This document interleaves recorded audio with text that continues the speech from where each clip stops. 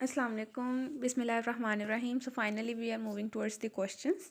Past questions जो इसमें से आए हुए हैं लास्ट वीडियोस में जो 3-4 वीडियोस थी उसके अंदर मैंने आपको एक दफ़ा एपिडेमियोलॉजी का ओवरव्यू जर्नल दे दिया कि क्या क्या टाइप्स हैं एपिडेमियोलॉजी की, और with respect to time place and person हम कैसे डिस्ट्रीब्यूशन करते हैं या कैसे क्लासिफिकेशन करते हैं। उसमें हमने सारे ग्राफ्स की बात की और एपिडेमिक्स वाली भी इसमें हमने बात कर ली। Periodic fluctuations, long term fluctuation, place distribution, person distribution, then analytical study designs कौन कौन से थे, उसमें क्या सैम्पलिंग किस तरह से की जाती है, कब उनको यूज़ करना बेस्ट है, एसोसिएशन मेयर्स कौन से थे।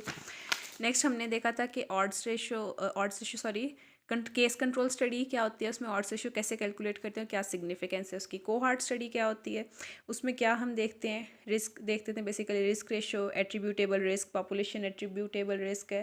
देन हमने देखा कि एक्सपेरिमेंटल स्टडी डिज़ाइंस में रेंडमाइज एंड नॉन रेंडमाइज होते हैं। एविडेंस बेस्ड मेडिसिन में देखा क्लिनिकल ट्रायल्स, रेंडमाइजेशन, उसके बाद हमने बायस एंड कंफाउंडिंग फैक्टर और वो डबल ब्लाइंड ट्रिपल ब्लाइंड वाला सारा हमने कवर कर लिया, ये वाली चीज़ बायसनेस वाली और blind study, confounder.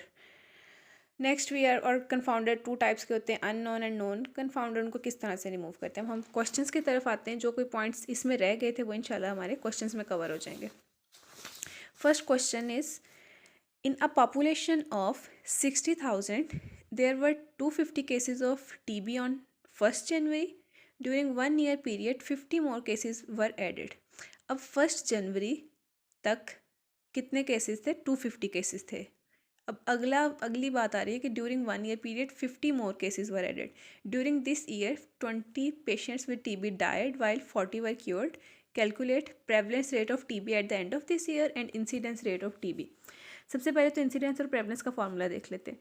Prevalence rate का फॉर्मूला है टोटल केसेस। प्रेवलेंस हम क्या कहते हैं? Total cases new plus old, और इंसिडेंस में हम सिर्फ न्यू केसेस देखते हैं। तो प्रेवलेंस रेट क्या होता है? Total cases divided by population at risk. Population at risk में जो टोटल पॉपुलेशन गिवन होती है वो आती है, मल्टीप्लाई बाय 100। फिर आता है इंसिडेंस रेट में new cases divided by population at risk multiply by 1000। अच्छा, prevalence rate is a proportion. मैं ये भी साथ ही बल्कि करवा दूँ कि रेशियो प्रोपोर्शन क्या चीज़ होती है।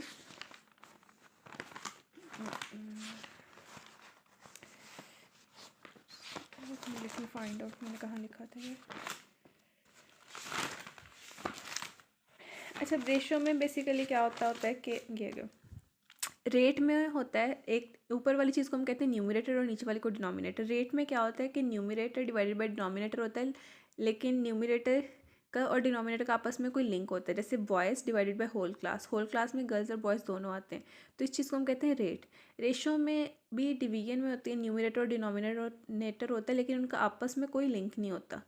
ठीक है, तो इसमें बॉयज़ डिवाइडेड बाय गर्ल्स है, इसमें boys divided by whole class था।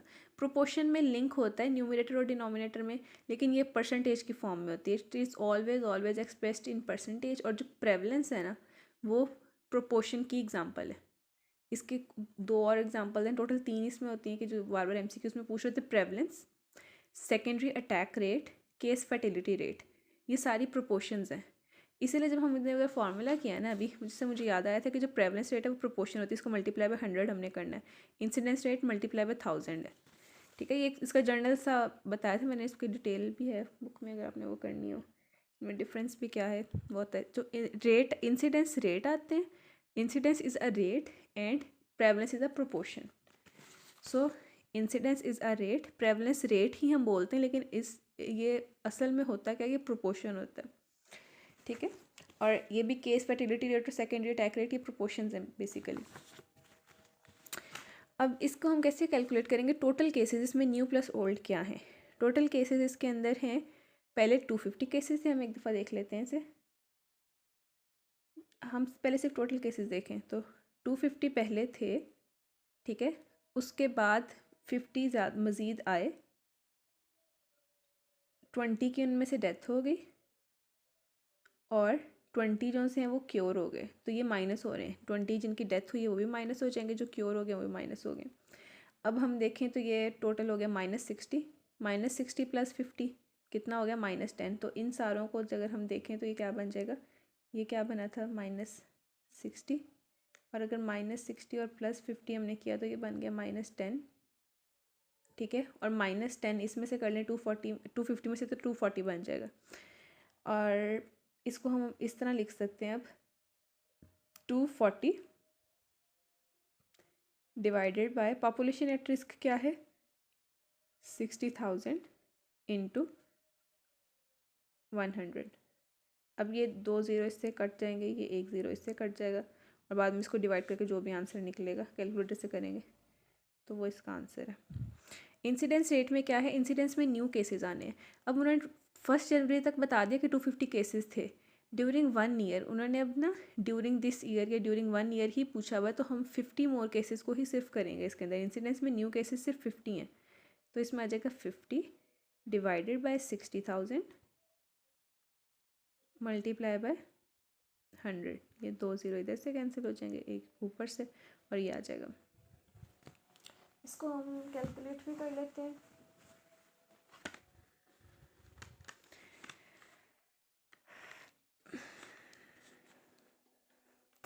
Twenty 4 divided by 60 is equals to 0.4, 0.4%। ये रेट है, इसमें परसेंटेज लाजमी आपने साथ मेंशन करनी है। और नेक्स्ट इंसिडेंस रेट में क्या था 5 divided by 60 is equals to 0.08, 0.08%।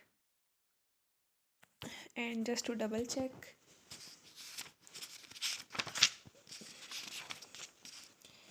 ये देखें यहाँ पे भी है वही आंसर है 0.4 पर 100 या फिर 0.83 पर 1000। तो यहाँ पे ये मिस्टेक हुई है कि यहाँ पे परसेंटेज नहीं आना, पर 1000 केसेस मतलब ये प्रेवलेंस है, और यहाँ पे आएगा 0.4 पर 100। पर 100 को आप परसेंटेज में लिख सकते हैं, लेकिन क्योंकि हम साथ दूसरे को लिख रहे हैं इस तरह तो ये आ जाएगा। इसे गंदी मार दी कहीं मैंने, इसका आंसर ऐसे लिखेंगे 0.08 पर 1000, और ये लिखेंगे हम 0.4 पर 100। तो ऐसे हो जाएगा कैलकुलेट हमारा इसके ये क्या कहते हैं incidence rate. So that was all about this question. बाकी क्वेश्चन हम नेक्स्ट वीडियो में करते हैं इंशाल्लाह।